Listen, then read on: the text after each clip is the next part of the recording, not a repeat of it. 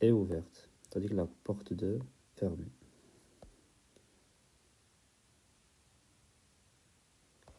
Voilà le circuit qu'on a. Super, ça c'était le point A. Si c'est pas clair, on me pose la question. La question B, c'est que vaut la résistance équivalente de ce circuit? Qu'est-ce que c'est la résistance équivalente?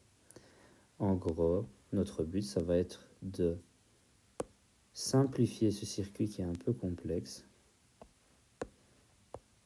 Simplifier ce circuit qui est un peu complexe de sorte à ce qu'il soit représenté comme ceci. On remarque qu'il y a une grande simplification.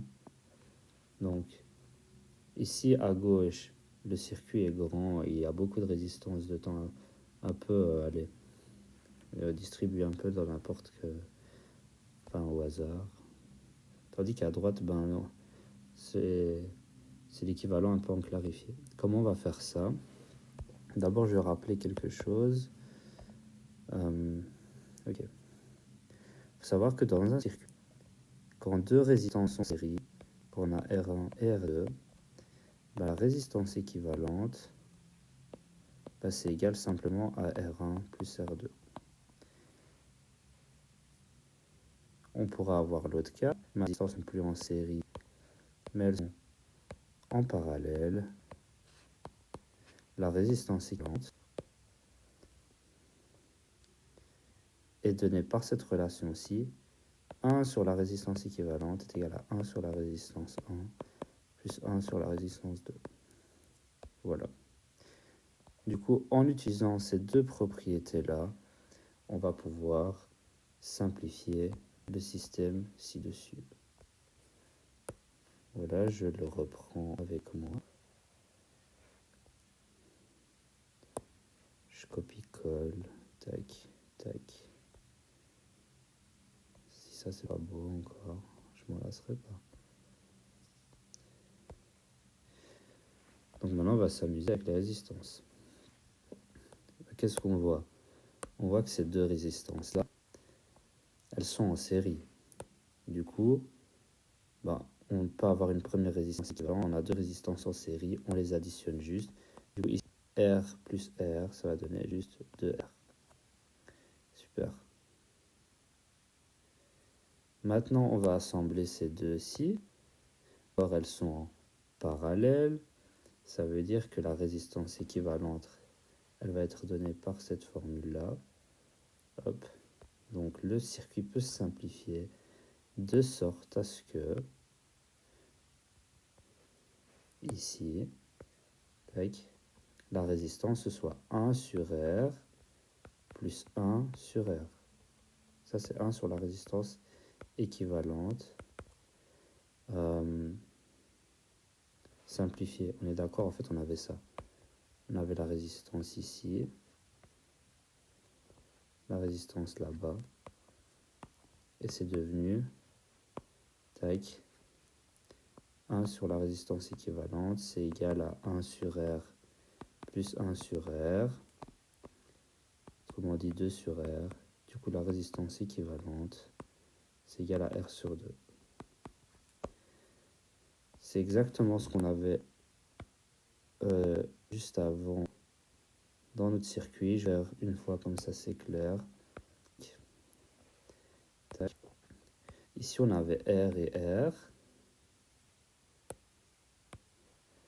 J'ai simplifié en faisant ça, en utilisant ça. Quand on a R au-dessus, R en dessous, 1 sur la résistance équivalente, c'est égal à 1 sur R plus 1 sur R.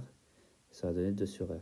Du coup, ça, ces deux résistances-ci, elles peuvent être vues comme une seule résistance qui vaut 2 sur R. Qui vaut R2, pardon, c'est pas 2 sur R, R2. J'ai mal écrit. Tac. Du coup, ça c'est R2.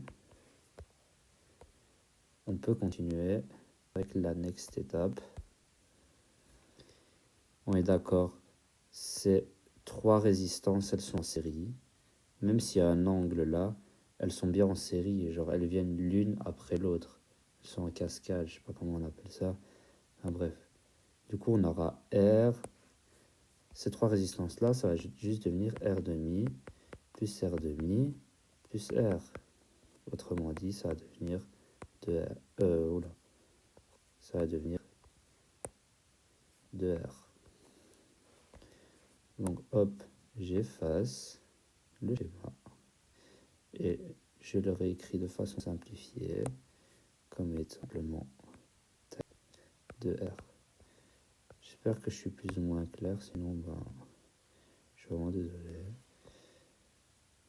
Et la last étape, enfin quasiment last étape, on est d'accord, c'est cette résistance-là, cette résistance-là, elles sont toutes les trois en parallèle.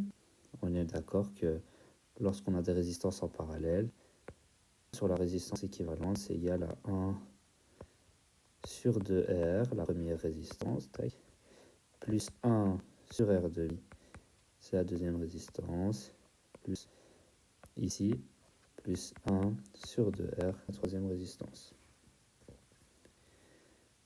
Ça devient quoi sur 2R plus ça va donner, je fais le calcul rapidement de tête, 2 sur R plus 2 sur R, oula, je vais pas le faire rapidement de tête en fait, 2 fois 1 sur 2R, du coup ça fait 1 sur R plus 2 sur R, autrement dit ça fait 3 sur R. Ok. Du coup, on a sur la résistance équivalente qui vaut 3 sur R. Donc la résistance équivalente, elle vaut R sur 3. Bon, je vous laisse le temps de recopier, puis après j'efface pour faire de la place. Donc on a simplifié ça. Ces trois résistances en parallèle, elles peuvent se réécrire une seule. Voilà. C'est lent. Super.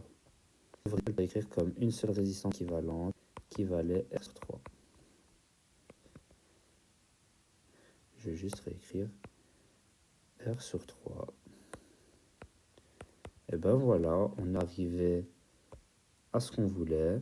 C'était simplifier ce circuit qui était un complexe en un circuit simplifié. Et la résistance équivalente de notre circuit, c'est R sur 3. Du coup, voilà, ça a duré 17 minutes.